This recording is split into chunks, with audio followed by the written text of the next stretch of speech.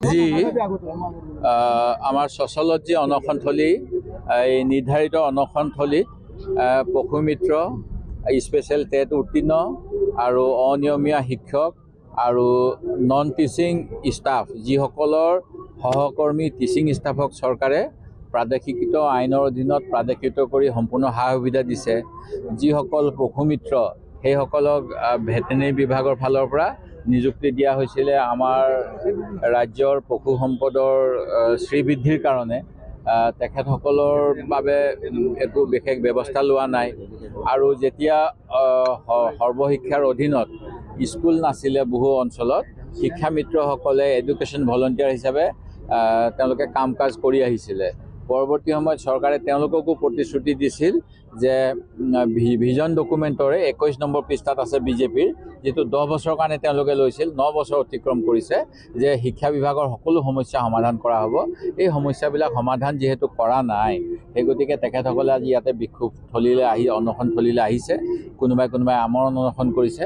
আমি কংগ্ৰেছ দলৰ আমাৰ সতীৰ্থ বিধায়ক ৱাজেদ আলী চৌধুৰী, আব্দুৰ ৰছিদ মণ্ডল, দিগন্ত বৰ্মন আৰু শিৱামণি বৰাৰ সৈতে আমি আহি তেখেতসকলৰ কথাখিনি বুজ ল'লোঁ আৰু দেখা পাইছোঁ যিটো দাবী তেওঁলোকে কৰিছে এই গোটেইখিনিত যুক্তি আছে, ন্যায়সংগত দাবী।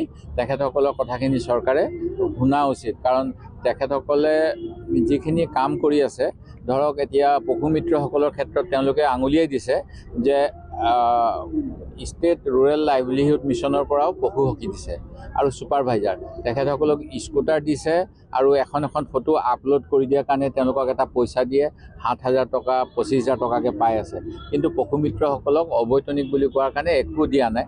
কিন্তু গৰু ছাগলীৰ টিকাত যদি বেজী দিব লগা হয়, দৰৱ দিব লগা হয়, এই পশুমিত্ৰসকলে দিয়ে ভেটেনেৰী বিভাগৰ। গতিকে কামৰ বিনিময়ত তেওঁলোকে একো মূল্য পোৱা নাই। কিন্তু অকল ফটো তুলি দিয়াটো কাম, কিন্তু ফটো তোলাৰ কাৰণে লগে লগে অন্য এটা বিভাগে পইচা দি আছে।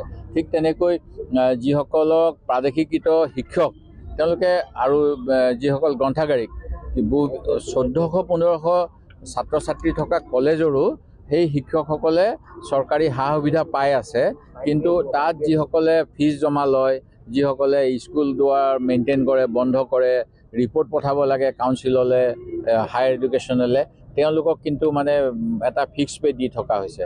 ঠিক তেনেকৈ আৰু বিভিন্ন ইয়াতে অনশনকাৰীসকলে আমি দেখা পালোঁ যুক্তিসংগত তেওঁলোকৰ দাবীসমূহ আছে আৰু দাবীসমূহ চৰকাৰে পূৰণ কৰিলে ভাল পাম।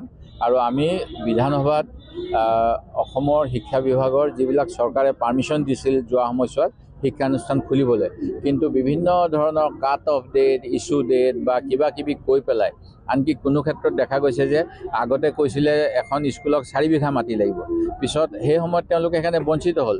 এতিয়া মডিফাই কৰি তেওঁলোকে কিজানি এবিঘা মাটিটো পাৰ্মিশ্যন দিছে, কিন্তু পূৰ্বৰ কাৰণে তেওঁলোকে বঞ্চিত হৈ আছে। এনেকুৱা ধৰণৰ বহুত অভাৱ অভিযোগ আছে। এই গোটেইবিলাক যাতে সমাধান হয়, আমাৰ বিধানসভাত আমাৰ দলৰ ফালৰ পৰা এটা সংকল্প প্ৰস্তাৱ, এখন প্ৰাইভেট মেম্বাৰ বিল অনা হ'ব আৰু এই কথাবিলাকো আমি তেওঁলোকক কৈছোঁ। আমি বিভিন্ন মাধ্যমেৰে বিধানসভাত চৰ্চা কৰিম আৰু তেখেতসকলক ন্যায় দিবলৈ যত্ন কৰিম। আপুনি বিচৰা বাতৰি পাব কেৱল নিউজ 18 এপত। নিউজ 18 এপ ডাউনলোড কৰিবলৈ স্কেন কৰক এই QR কোড। গুগল প্লে ষ্টৰতো পাব এই নিউজ 18 এপ।